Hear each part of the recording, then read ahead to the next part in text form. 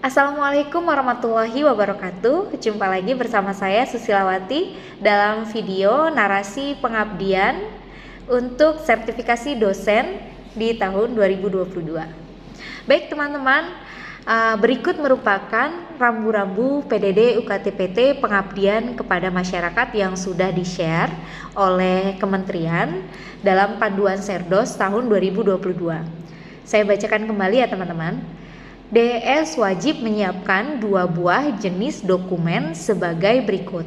Yang pertama yaitu narasi deskriptif berupa teks minimal 150 kata, minimal 150 kata, yang berisi pernyataan diri tentang topik PKM dan salah satu kegiatan PKM yang pernah dilakukan selama menjadi dosen. Berikut sasaran, kontribusi DES, perubahan yang terjadi atau tingkat ketercapaian dan dampaknya, dukungan masyarakat, dan konsistensi sesuai dengan bidang keilmuannya.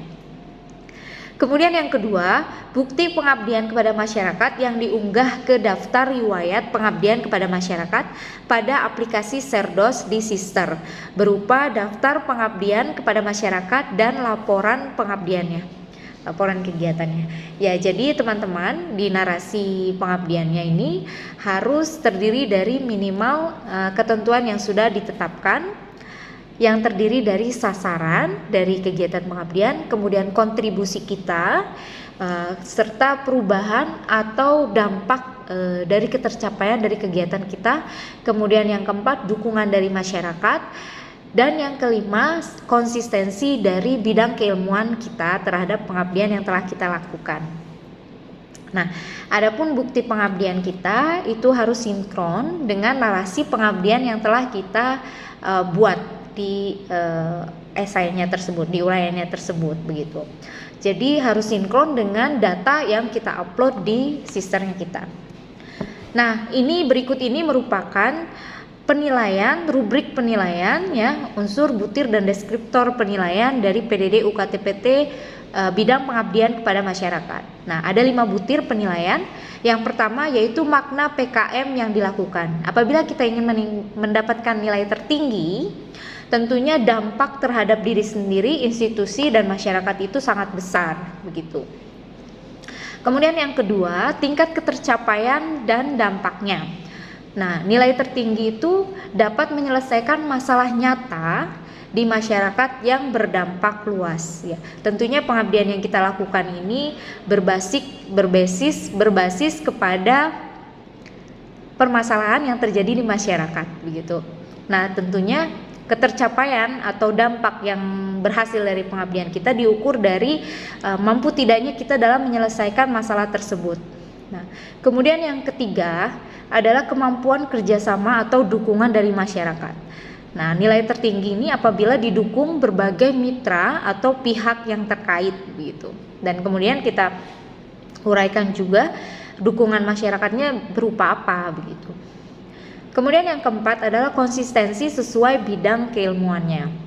Nah, apabila pengabdian kita sesuai dengan bidang ilmunya, misalnya saya dalam pengabdian di tahun 2019 yaitu menjadi teknisi atau di bagian maintenance untuk memperbaiki mesin dismill bongkol jagung yang mengalami trouble sehingga mesin tersebut tidak bisa beroperasi. Nah, dengan kemampuan di bidang mesin itu bisa diperbaiki mesinnya sehingga dapat beroperasi lagi begitu. Nah, kemudian yang kelima, kontribusi dalam kegiatan PKM. Nah, nilai tertinggi itu apabila kontribusi yang kita lakukan sangat besar. Nah, misalnya teman-teman itu berperan sebagai ketua pelaksana program pengabdian. Nah, itu tentunya poinnya itu sangat besar. Nah, itu bisa teman-teman uraikan. Nanti data dukungnya bisa ditambahkan dengan surat tugas pengabdiannya begitu. Baik, langsung saja teman-teman kita check it out untuk narasi pengabdiannya. Baik teman-teman, berikut merupakan narasi pengabdian yang saya buat ketika mengikuti seleksi sertifikasi dosen gelombang 1 pada tahun 2022 ini. Di sini saya membuat 779 kata untuk narasi pengabdiannya. Langsung saja saya bacakan isinya. Dharma pengabdian pertama saya dimulai pada tahun 2018, yaitu pada pendampingan kawasan korporasi sapi potong di Kabupaten Subang. Sasaran kegiatan ini adalah peternak sapi potong di kelompok SPR Cinagara Bogo yang mengalami kesulitan untuk produksi pakan ternak sapinya dikarenakan mesin dismil penghasil pakannya mengalami kerusakan dan tidak bisa beroperasi. Kontribusi saya yaitu sebagai tim teknisi untuk melakukan perbaikan pada mesin dismil bongkol jagung di SPR Cinagara Bogo. Luaran publikasi dari kegiatan tersebut yaitu Jurnal Pengabdian Terindeks Sinta 5. Dampak kegiatan yaitu kelompok peternakan SPR Cinagara Bogo yang sebelumnya tidak dapat memproduksi pakan ternak dari bongkol jagung dikarenakan mesin dismil yang rusak, sekarang sudah bisa berproduksi dan menghasilkan pakan ternak sapinya. Pada tahun 2019, saya diamanahkan oleh institusi untuk menjabat sebagai Ketua Pelaksana Program Pengabdian kepada Masyarakat Politeknik Negeri Subang. Program pengabdian tahun 2019 yaitu pembuatan alat pengolahan adonan, produksi opak sebagai upaya meningkatkan hasil produksi dan pendampingan penggunaan alat pengolah adonan di pengrajin opak Pegaden, Kabupaten Subang. Sasarannya yaitu masyarakat pengrajin opak di Kecamatan Pegaden. Output dari kegiatan yaitu terjadinya peningkatan produksi opak dan pendapatan pengrajin opak di Kecamatan Pegaden, Kabupaten Subang. Jadi dari tahun ke tahun kita menjelaskan pengabdian yang kita lakukan, kemudian kontribusi kita apa, dan juga dampak dari pengabdian kita tersebut terhadap masyarakat. Nah, kemudian di tahun 2020, pengabdian yang dilakukan pendampingan sistem pengolahan buah rambutan dengan sasarannya yaitu petani rambutan di daerah Desa Ciruluk, Subang. Dampak yang dirasakan para petani yaitu diciptakannya alat yang lebih aman digunakan dan memudahkan petani dalam memanen buah rambutan, sehingga petani lebih produktif. Luaran publikasi yaitu pada Jurnal Pengabdian Nasional tidak terakreditasi di tahun 2020, saya juga mendapatkan hibah pengabdian dari program pendidikan tinggi vokasi dengan judul alat cuci tangan otomatis dengan air daur ulang yang diserahkan ke Puskesmas Kasomalang, Kabupaten Subang. Bukti kegiatan pengabdian dapat dilihat pada link sebagai berikut. Alat cuci tangan otomatis dengan air daur ulang tersebut merupakan sebuah inovasi yang sangat berguna bagi Puskesmas sebagai unit pelayanan kesehatan. Pada tahun 2020, saya mendapatkan hibah program pengabdian UKM Indonesia Bangkit, yaitu dengan tema meningkatkan produktivitas UKM kopi yang terdampak COVID-19 di Subang. Sasaran kegiatan adalah petani kopi di daerah Cupunagara yang mengalami penurunan kapasitas produksi dan omset petani kopi dan omset penjualan akibat terdampak COVID-19. Hasil kegiatan tersebut yaitu peningkatan kapasitas produksi dan omset penjualan sebesar 41%. Publikasi dari kegiatan tersebut yaitu Jurnal Pengabdian Panderita Abdi yang terindeks Sinta 4 dan Jurnal Pengabdian Community Empowerment yang terindeks Sinta 4. Nah, di sini teman-teman kalau misalkan teman-teman mendapatkan hibah pengabdian juga dijelaskan di sini sasarannya apa juga, kemudian kontribusi teman-teman, kemudian dampaknya yang penting, dampaknya dan juga luaran publikasinya. Dan apabila ada berita di media massa, kemudian ada juga paten dan sebagainya itu bisa dicantumkan juga. Adapun luaran HKI dengan nomor permohonan EC 002020062313, alat tersebut juga telah didaftarkan paten sederhana dengan nomor permohonan sebagai berikut. Nah, kemudian pada tahun 2021 pengabdian yang dilakukan yaitu pemanfaatan teknologi tepat guna pengaduk pupuk organik dan penyiang gulma di Desa Cidahu, Kabupaten Subang, dengan sasaran para petani sawah di Desa Cidahu, Subang. Hasil kegiatan sebagian besar petani Desa Cidahu dapat mengoperasikan alat TTG tersebut dan bisa memudahkan petani dalam bekerja.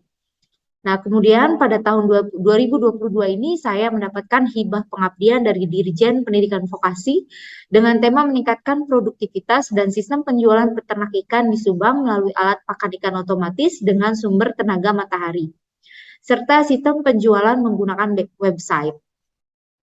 Adapun target luaran dari hibah pengabdian tersebut adalah jurnal pengabdian terindeks Sinta 4, HKI, dan publikasi pada media cetak online serta YouTube.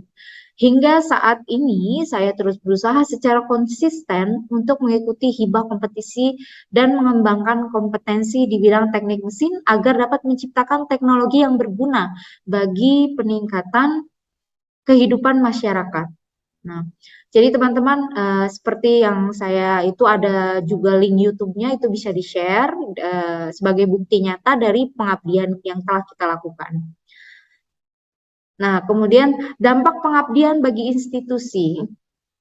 Nah, di sini boleh diringkas, dibuat resume dari dampak pengabdian yang kita jalankan begitu.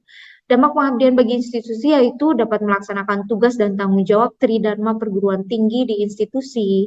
Kemudian yang kedua, meningkatkan jumlah pengabdian dan publikasi karya ilmiah di bidang pengabdian. Yang ketiga, meningkatkan kompetensi soft skill dosen dan mahasiswa seperti keterampilan berkomunikasi, kemandirian, kepemimpinan, bekerja sama dalam tim, keterampilan memecahkan masalah, dan sebagainya. Serta dapat meningkatkan kompetensi hard skill dan knowledge. Kemudian yang keempat, meningkatkan relasi atau sebagai wadah promosi Politeknik Negeri Subang agar dapat dikenal oleh masyarakat sekitar, serta membuka peluang kerjasama dengan UKM di sekitar kampus. Yang kelima, meningkatkan kepercayaan masyarakat terhadap kualitas dan dari lulusan Politeknik Negeri Subang. Selanjutnya, dampak perubahan bagi masyarakat di sekitar kampus yaitu satu, menyelesaikan permasalahan nyata yang dialami oleh masyarakat. Kedua, meningkatnya kualitas kehidupan masyarakat. Ketiga, melalui pendampingan pelatihan pengoperasian alat teknologi yang diberikan dapat meningkatkan kompetensi hard skill dan knowledge masyarakat dalam mengoperasikan alat tersebut. Yang keempat, meningkatkan kemandirian masyarakat dalam berwirausaha. Adapun dampak perubahan bagi mahasiswa, yaitu yang pertama sebagai wadah untuk contextual learning atau pembelajaran nyata, kemudian PBL, problem based learning, kemudian pembelajaran bermakna bagi mahasiswa. Selanjutnya yang kedua dapat meningkatkan kompetensi soft skill, pengetahuan atau knowledge, dan hard skill mahasiswa. Yang ketiga, mengamalkan ilmu yang telah diperoleh dari kampus untuk masyarakat. Yang keempat, menambah relasi mahasiswa dalam bersosialisasi dan bekerja sama. Kemudian kalimat penutupnya, berbagai bentuk dukungan masyarakat kepada kami sangat membantu dalam pelaksanaan kegiatan pengabdian seperti berperan dalam pemberian informasi permasalahan dan identifikasi kebutuhan, pelaksanaan musyawarah untuk menyelesaikan masalah bersama, mau belajar bersama dalam menerima informasi dan teknologi yang kami berikan, dan bersedia melakukan evaluasi bersama demi kemajuan masyarakat. Nah, ini berikut sudah saya bacakan narasi pengabdian yang telah saya buat, yang telah disusun ketika mengikuti seleksi sertifikasi dosen gelombang 1 tahun 2022. Nah, kemudian untuk turnitin dari narasi pengabdian yang tadi dari 779 kata, ya, itu saya cek pada tanggal 3 Juli tahun 2022 pukul 3.45 IM. Ini yang kena itu adalah link dari berita media massa, kemudian juga link dari YouTube, ya. Selebihnya tidak terkena Turnitin, Nah, ini Turnitinnya hanya 5%, teman-temannya. Jadi untuk teman-teman tidak usah disebutkan link dari jurnal yang kita buat atau publikasi, luaran publikasi yang telah kita buat, karena untuk publikasi ilmiah dari pengabdian yang kita buat itu sudah terupload di sister kita semua. Jadi hanya kita bisa sebutkan temanya saja, kemudian dampaknya, kemudian sasarannya, serta berita-berita di media massa atau YouTube untuk mendukung dari bukti nyata dari dampak yang telah dari pengabdian yang kita lakukan. Demikian teman-teman untuk narasi pengabdiannya. Semoga teman-teman dilancarkan untuk serdosnya dan diluluskan untuk serdosnya. See you on the next video. Wassalamualaikum.